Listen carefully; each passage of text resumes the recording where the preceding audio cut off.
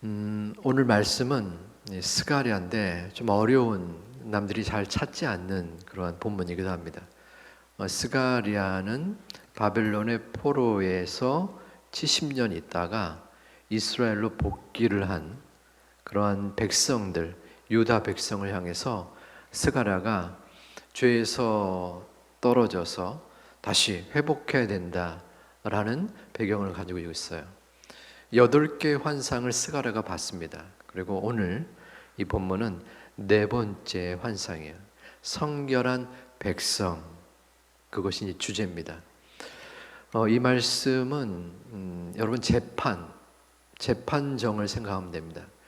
우리 한번 3장 1절에 보면 대제사장 여호수아는 여호와의 천사 앞에 섰고, 여기서 여호수아는 모세의 후계자 여호수아는 아니에요. 동명이인입니다.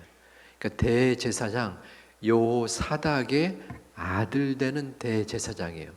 당시 대제사장은 이제 혈육 간에 이어지는 그러한 모습이죠.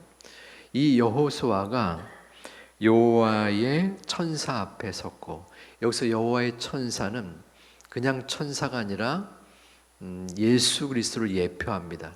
보통 성경이 천사들이라고 표현하는데 여기서는 단수로서 더가 붙어서 예수 그리스도의 예표, 예수 그리스도 앞에 섰다는 개념이에요. 재판정이라고 그랬죠. 그러면 여호수아는 피고인의 지금 모습입니다.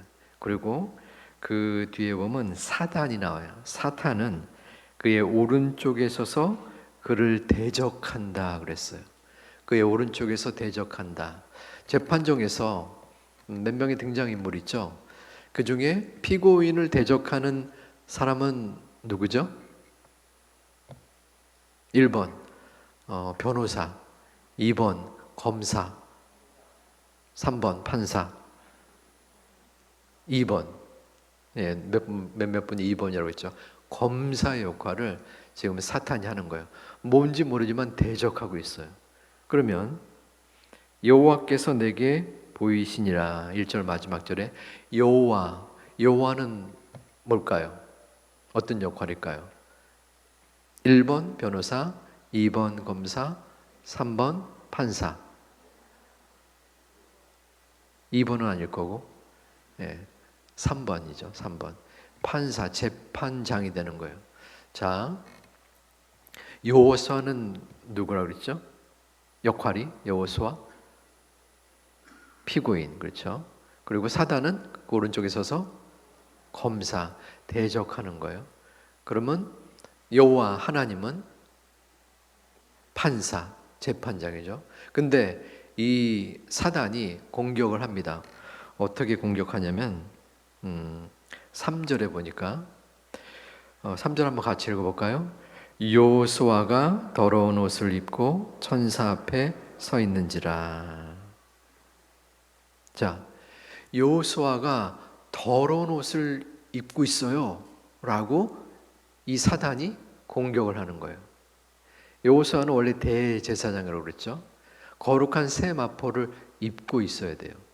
그런데 실제로 더러운 옷을 입는다기보다도 더러운 죄에 빠져 있다는 것을 얘기해요. 지금 바벨론에서 이스라엘로 왔다고 그랬잖아요. 예를 들어서 우리나라가 일제 침략 치하에 있었잖아요. 그런데 일본에서 여호수아가 태어난 거예요. 옛날 우리나라로 따지면. 그런데 일본에서 태어나서 거기서 교육을 받다가 한국으로 왔어요. 그럼 우리나라 사람이 생각할 때 저 일본에서 태어나가지고 과연 대제사장의 정당성, 거룩성을 그대로 지속하고 있을까 하는 의구심을 품는 거예요. 근데 참 미묘한 거는 그것을 천사가 얘기하는 것도 아니라 이 사단이 얘기해요. 지가 뭔데? 지도 죄인이면서 지도 악독한 죄악의 우두머리면서도 지금 여호수아를 공격하는 거예요. 더러운 죄에 빠져 있다고. 틀린 말은 아니에요.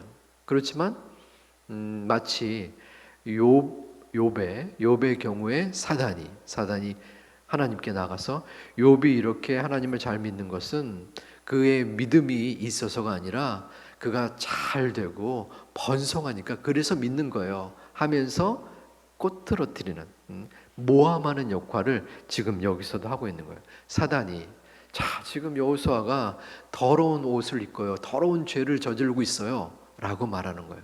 그러면 재판장이 답을 해야 될 거 아니에요. 재판장이 어떠한 답을 했을까요? 4절에 보면은 여호와께서 자기 앞에 선지자들에게 명령하사 그 더러운 옷을 벗기라. 첫 번째는 더러운 옷을 벗기라 하는 거예요. 그리고 두 번째는 또 여호수아에게 이르되 내가 내 죄악을 제거하여 버렸으니 내게 아름다운 옷을 입히라. 더러운 옷을 입고 있는데 지금 재판장인 하나님은 이 검사 역할을 하는 사단의 말에 동조하지 않았어요. 기각을 한 거예요. 검사가 저 여호수아의 더러운 옷을 입는 것을 참소하고 또한 징계하고 그 잘못을 채찍질하세요 라고 계속 공격하는 거예요. 그런데 하나님은 이 검사의 말을 듣지 않고 그 더러운 옷을 벗기고 새로운 옷을 입으라 라고 이야기하고 있어요. 그리고 오늘 말씀의 핵심이 2절에 있습니다. 2절에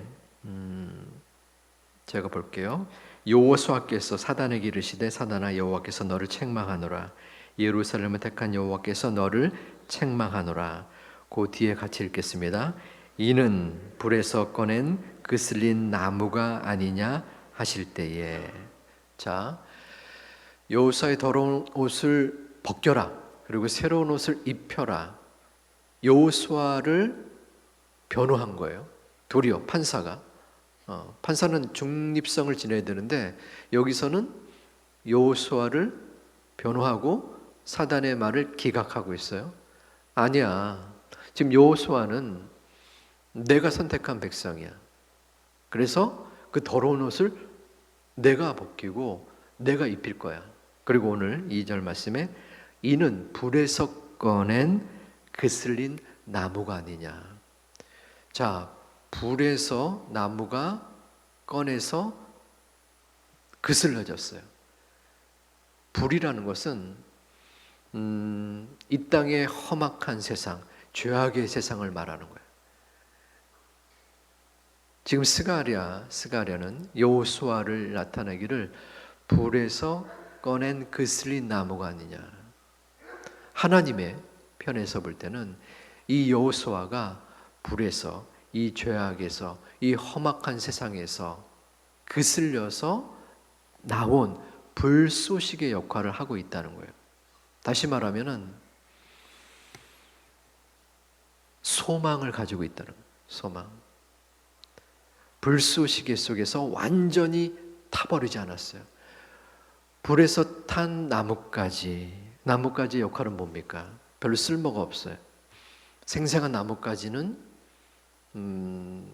사람들에게 보임도 좋고 또 그 안에서 열매도 맺습니다. 근데 불에서 그슬린 나뭇가지는 열매를 맺을 수도 없어요. 어디다가 쓸 수 없어요. 다만 그저 불쏘시개 그슬렸으니까 불을 태울 때 불쏘시개로 쓰이는 것이 바로 이 여호수아의 역할이에요. 오늘 임직자 헌신 예배로 드립니다. 저와 여러분은 이 본문에서 나오는 것처럼 불에서 그슬린 불쏘시개 같은 존재입니다. 하나님께서 우리를 그냥 불에서 태워서 드리지 않고 건져주신 거예요. 하나님의 은혜로 우리는 그저 불에서 다 타서 쓸모없는 존재가 되지 아니하고 야, 내가 너를 건져줄게. 내가 너를 택할게.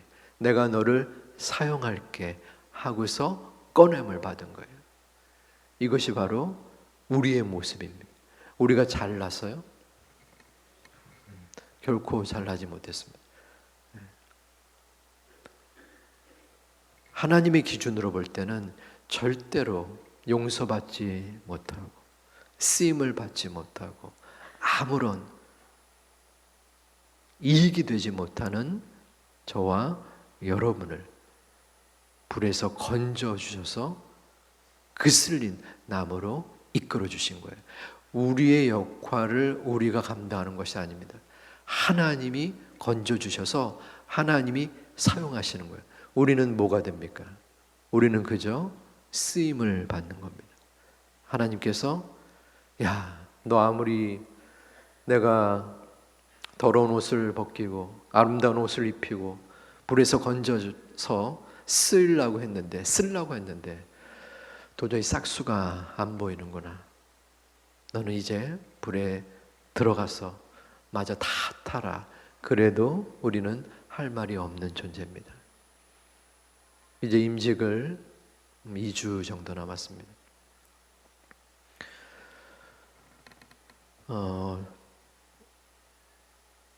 여전히 우리는 부족하고 앞으로도 부족할 가능성이 있습니다. 그럼에도 불구하고 우리를 불에서 꺼내신 분이 여호와 하나님이십니다. 그래서 우리를 불에서 꺼내 주셔서 우리를 사용하는 거예요. 절대로 나의 판단이나 세상의 판단에 여러분들 좌고우면하지 말고 흔들리지 말고 나는 하나님이 불에서 꺼낸 불쏘시개다. 내가 부족할지라도 하나님이 사용하여 주실 것이다. 내가 연약할지라도 하나님이 쓰시겠다고 하면 나는 사용받을 것이다. 연약하지만 우리는 불쏘시개로 그 어디에든지 어느 곳에든지 하나님께서 부르시면 우리는 사용당하는 겁니다. 그 가운데 우리의 마음속에 기쁨과 감사가 있는 거예요. 여기 모인 모든 분들도 다 마찬가지입니다. 우리가 잘나서 이 자리에 있는 것이 아님을 여러분들이 아실 겁니다. 오직 은혜로 우리는 이 예배의 자리에, 은혜의 자리에, 직분의 자리에, 봉사의 자리에 서 있습니다. 그분이 쓰시는 그날까지 당장 5분 앞을 모르는 미숙하고 미약하고 패악무도한 우리지만 주님께서 우리를 사용하시는 그날까지 감사함으로 기쁨으로 감격 속에서 임직을 받으시고 앞으로의 삶을 살아가는 모든 임직 대상자들 그리고 주의 백성들이 되시기를 주님의 이름으로 축원드립니다.